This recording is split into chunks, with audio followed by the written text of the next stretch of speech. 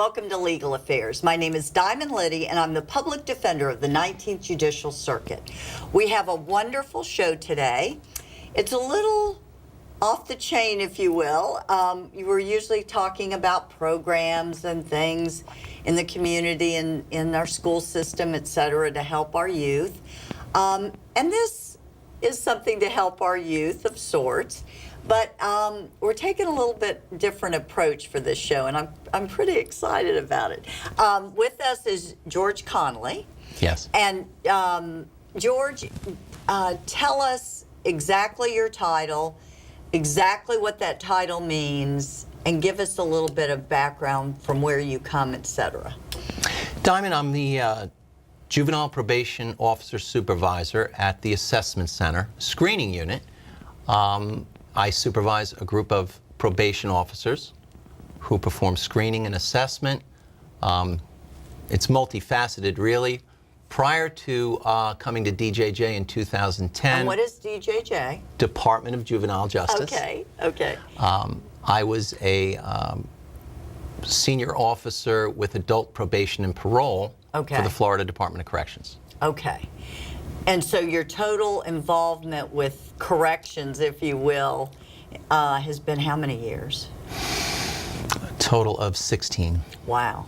Okay, so you've seen a lot of changes. I have. Okay. I have, yes. So you have seen the adult system from the probation side, sort of, right? Not in you actually didn't work inside the prison system, correct? No. Okay. No. And now you're supervising juveniles. What? Let's start with that question. What is the biggest difference? I mean, we all know the basics. Their age is different, etc. But what do you see? What's the biggest difference between the supervision of adults versus supervision of children? Well, I can speak from supervision of adults from the standpoint where adults are more ingrained, if you will, whereas juveniles act out of impulsivity. Right. They're more impulsive. You know? Right. And a little slightly reckless too in what they do, and you know, usually on a dare, or you know, there are other aspects, but I find that distinction, yes. Do you find it more refreshing to supervise juveniles because you feel you can make a change? Absolutely. Okay. Absolutely. Yes. Okay. Yeah, juveniles are refreshing in a sense that they're so open to suggestion. Right. And sometimes we'll get a juvenile in at the assessment center in screening, and we can say one thing to them, and it can make a difference. Which is great. Which is great. Which, Absolutely. you know, the viewers need to know that, because so often, you know, because there are many crimes that are horrendous crimes that are committed by juveniles, we get jaded and tend to lump that group in with the adults, and just not want to throw away the key, but not give the hope that they deserve, etc. And that's unfortunate. What have you seen? And I want to talk about exactly what you do at the assessment center. And let's start with that, George. What exactly is the assessment center? The Juvenile Assessment Center Screening Unit is the first stop after a youth is arrested. Okay. Okay. And it's different than the detention center. Yes, it is. Okay, well, explain that difference. And I'm going to do this in a half an hour. We are so multifaceted, I could take 3 hours. I know. But, in a nutshell, after a youth is arrested, he's brought or she's brought to us. Right. First stop, cuffs are removed, the youth is booked in. When I say booked in, their prints are taken, their information is received. Detention officers will usually handle that aspect, and that information is transmitted to the Florida Department of Law Enforcement. Following that process, it is our function, first and foremost, to enter all their information in the Juvenile Justice Information System, also known as JJIS. Okay. Which, I want to stop you right there. This JJIS, Yes. that, once they're in there, it's pretty hard to get them out no matter what happens after that, correct, George? That is correct. Okay. That is correct. Well, And that follows the expungement youth. would. No, I know. But I was just had this conversation last night. And again, I do not want anyone to think that I or you feel that crime doesn't deserve punishment, that people can't be held responsible. What has happened, though, I mean, just minor pranks that all of us have done as children are just not tolerated anymore. And this JJIS, which is not, as I understand it, and help me if I'm wrong, George, when you're booked in and it goes into JJIS, that's a separate system than if I ran somebody's record to see their arrest convictions, correct? Yes, it is. It's a separate system. Okay. But it still follows the youth. Yes, it does. It's Okay. used by the Department of Juvenile Justice Right. for a number of purposes. And tell us those. Okay. First thing, our function is to enter youth demographics, who they are, where Right. they live, height, weight, etc. So hopefully family you can members. do better in Yes. in everything. Okay, Yes. which is great. Yes. Which is great. Then the charges are entered. Right. Okay. And from those charges, another function, we make a determination as to what will happen to that youth, whether they will be detained or released back to their parent. Right. We also enter alerts, suicide risk. We are entering mental health issues. Right. Right. We are entering if a youth is pregnant. Yeah. A number of critical alerts that we're made aware of. Also alerts with documentation. We enter that in the system. So we like to consider ourselves the tip of the iceberg. Right. You Right. know, all information disseminates down from us to the units, to detention staff. And yes, as you were saying, it does follow that youth around. Right. Oftentimes for good reasons. Right. No, I understand that. Now, okay, so they come in, they're arrested. Yes. The first stop is the Jack Center. From there, they can go to the detention center, but they don't always go to the detention center, or do they? No, they don't always go to the detention center. Okay, and the detention Thankfully. center, just so the viewers know, is the juvenile jail, so to speak. Yes. Okay. What happens at the juvenile assessment center, George? Do you talk to the youth? Do you call the parent immediately? What procedurally happens at that point in time? Okay. First we do a detention risk assessment instrument. Okay. All right. This is where criteria is applied uniformly. Right. And what I mean by uniformly is what happens in Pensacola, for example. Happens in St. Lucie County. Exactly. Right. Right. So that youth is treated fairly, and charges are taken into consideration. And given points, or how does that work? Correct. Okay. Okay. Points are assessed. Okay. Based on the crime, the nature of the crime. Presenting charge, Right. current or pending charges, legal status, youth history. Example is the youth on probation. How many adjudications or adjudications withheld does the youth have? Right. Right. Does he have any pending charges, pending disposition? Right. And these are assessed, and that juvenile is then, we make the decision, to determine if the youth is going to detention or released on home detention, Right. or outright released to a parent. Okay. And what do you mean by outright release? In other words, no detention, they just get to go home? That's correct. Do you call the parent in at that time? Yes, we do. Okay. Yes, we do. So I'm just curious, how often do you get a parent or guardian or relative to come? How often? Does someone show up? Oh, parents do show up. Really? We do get some parents who will say, I give up. Why can't you just Right. keep him? Yeah. I don't have any control, etc. Right. Parental frustration. Right. They've reached the end of their rope, and we oftentimes will encourage them, because they have a responsibility to Yeah. pick up their youth, Right. their child, excuse me. And we haven't had many problems in that regard. So, George, 98% of parents show up? Or 90%? I would lean towards 98%. Really? Yes. I would have never thought that. Okay, so the parents arrive. Bar, and I want to go back, bar parents who have transportation issues. Right, right. And they'll ask another family member to come. Okay, okay.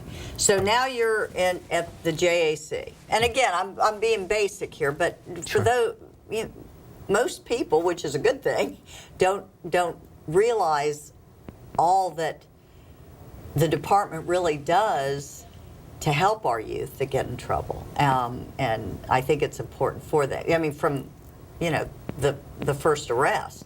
Okay, so the child is there, the parents come, then what happens?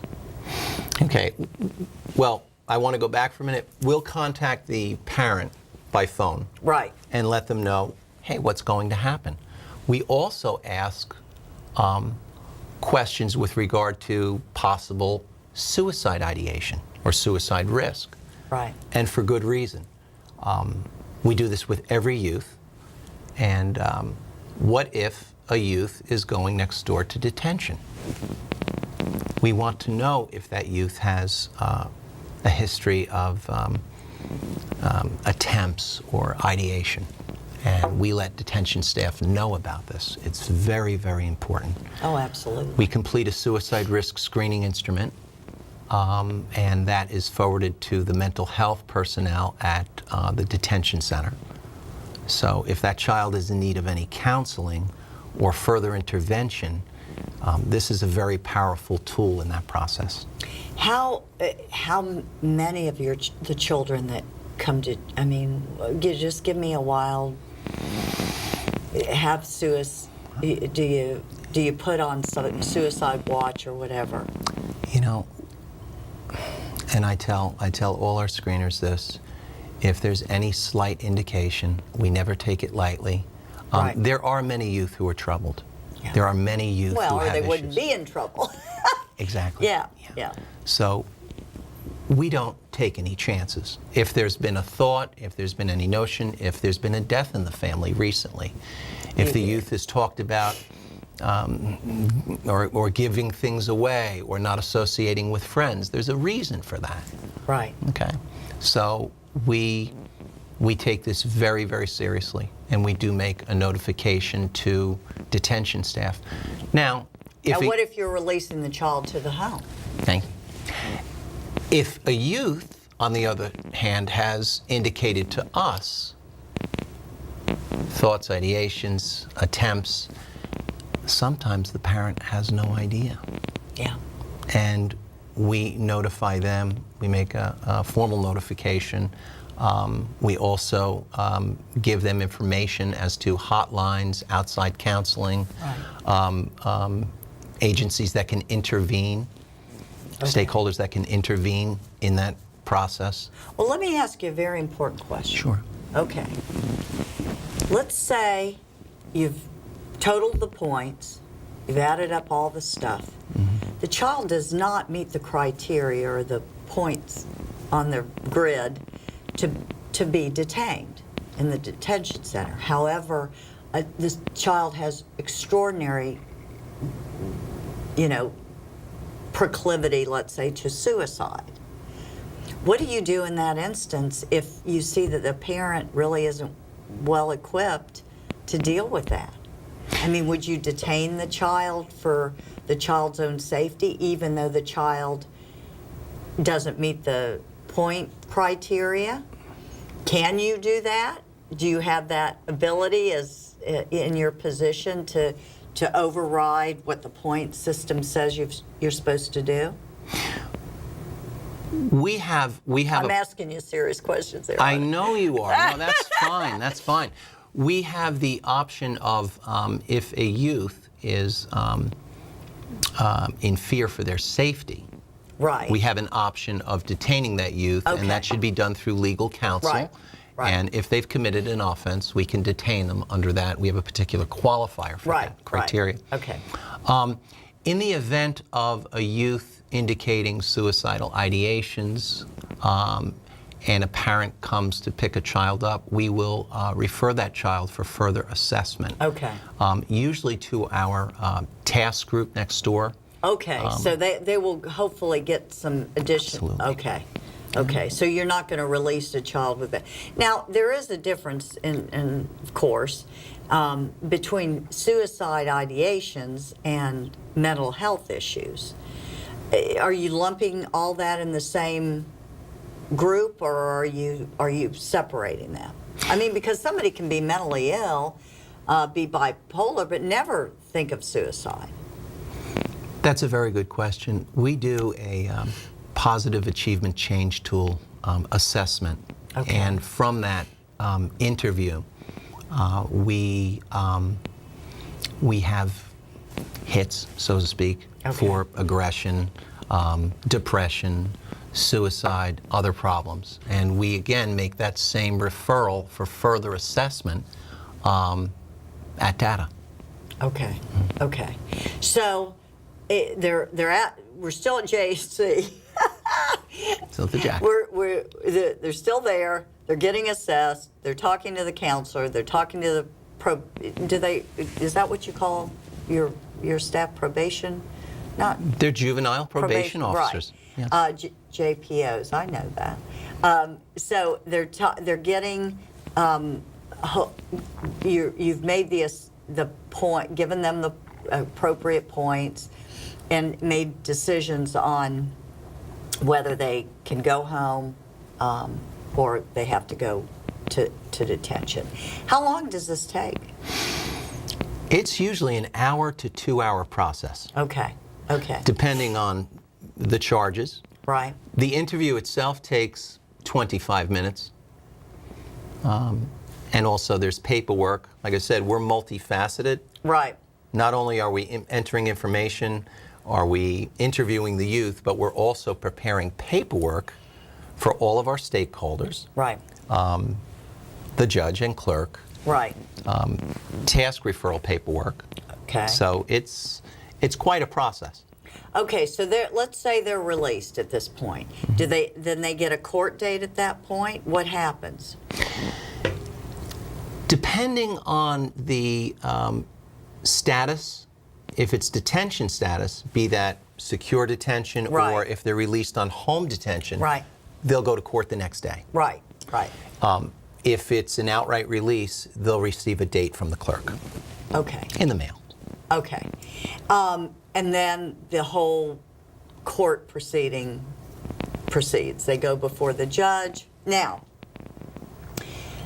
if they're detained and they go before the court, at that time, can things change? Can they get out of detention based on an argument by the lawyer that they should go home? Can they, or what is your decision the final decision? Can that be changed, is my question. That is left up to the judge. Okay. Strictly up to the judge. Okay. You're just there to provide a score sheet, if you will, and based on that score sheet, you make the decision, and then if it's detention, goes before the court, and your decision is either approved or it's not, and they go home or they stay, whatever. We're the initial portal. Right. Youth comes to us. We make the initial decision as Right. to where this youth is going. Right. Secure, home detention, outright release. Right. When he or she goes to court, if detained the next day, Right. the judge will then make that decision. Right. What's happening next? Right. Remain in secure detention or released. Can a parent at this initial meeting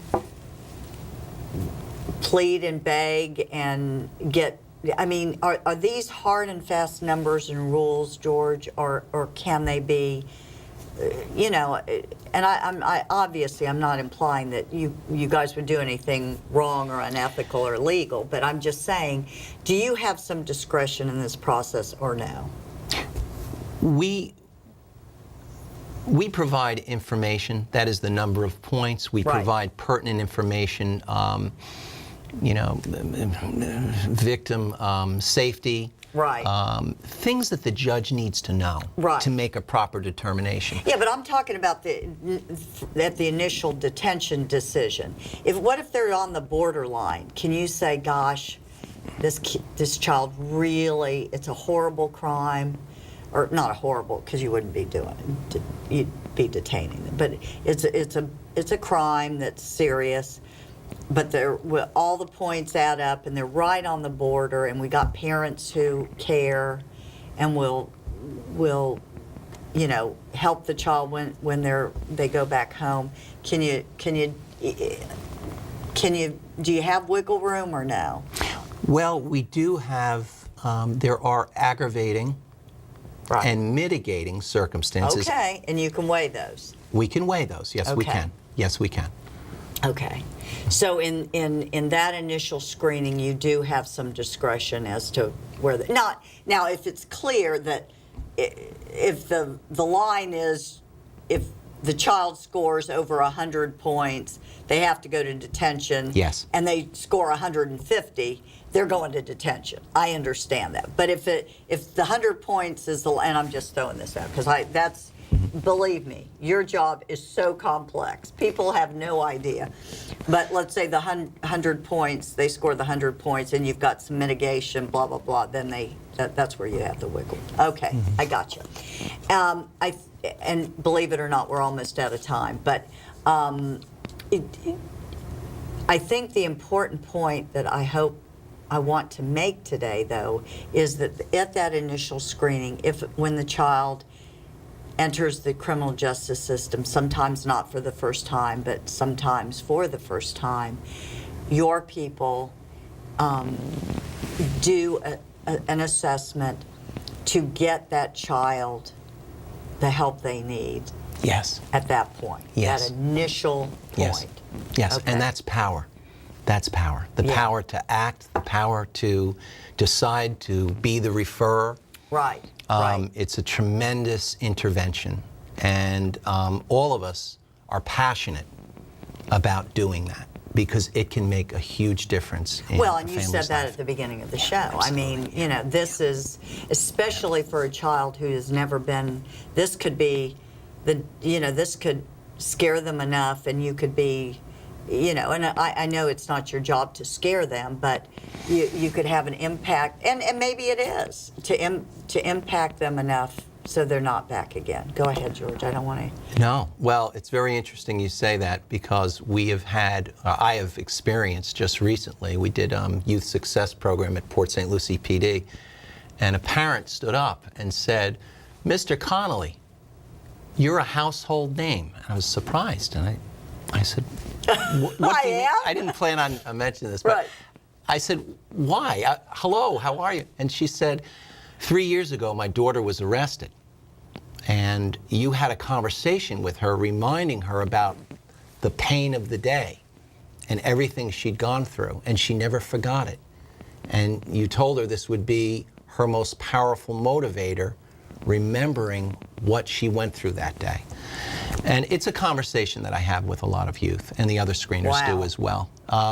And I was really taken back, but yes. In other words, and she hasn't been in trouble. I hope No. She told me she was in Indian River State College. Oh my gosh. Yep, she'd finished high school. She never got in trouble again. So, again, this is the unique part of what we do and how we do it. Well, it makes you love what you do. Absolutely. Absolutely. Yeah. Yeah. When you see that they're not. Oh yeah. I mean, for all of us, you know, when we make a difference. Yeah. So are all the JPOs trained in kind of this kind of stuff too? I don't mean to, I don't want to talk about psychological mumbo jumbo, but I mean, you're talking pain of the day, terminology like that. Do they know the things to say in those circumstances? Yes, the JPOs are trained in the academy in motivational interviewing techniques. Right. Which gives them cues, and they cue in on protective factors. Those are factors that take away from the likelihood of reoffending, and they Right. act on them. They act as agents of change, if you will. To help turn a youth's life around, getting them Right. to recognize, okay, so what happened today, and why did it happen?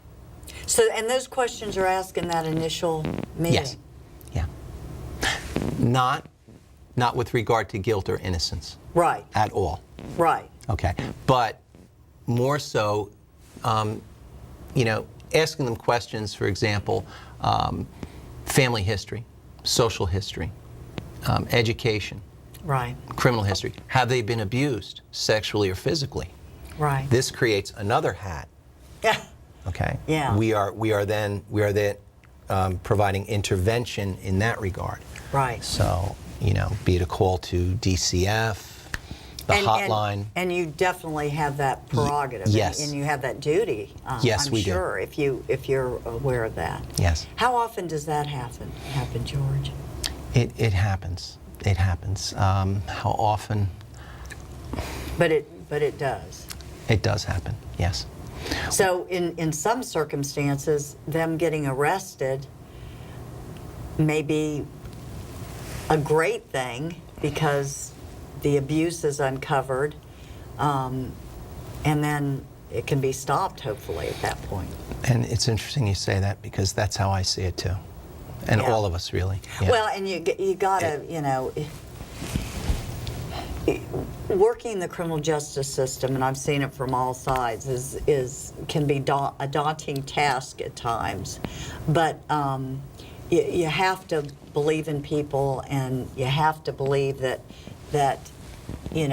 some of this is a great thing and a good thing, because ultimately people will either get the help they need or the intervention to stop abuse or whatever the circumstance, so that we can really do some good in a child's life, an adult's life, whatever. We've got about 30 seconds. Philosophically, give me the change with the youth and crime and youth in the last 10 years that you've seen. Crime is going down. Right. Crime is going down. But what is hasn't the pendulum swung, George? It most certainly has. To yes, still punishment, but that we have to look at the bigger picture. We do. We have a roadmap to system excellence. We are no longer looking to just detain youth. We're looking at other options, the front end, so to speak, civil citation, diversion. Right. And this has made an incredible difference and helped reduce recidivism amongst youth. They're not stigmatized. You are great. Thank you so much. Sorry we ran out of time. No problem.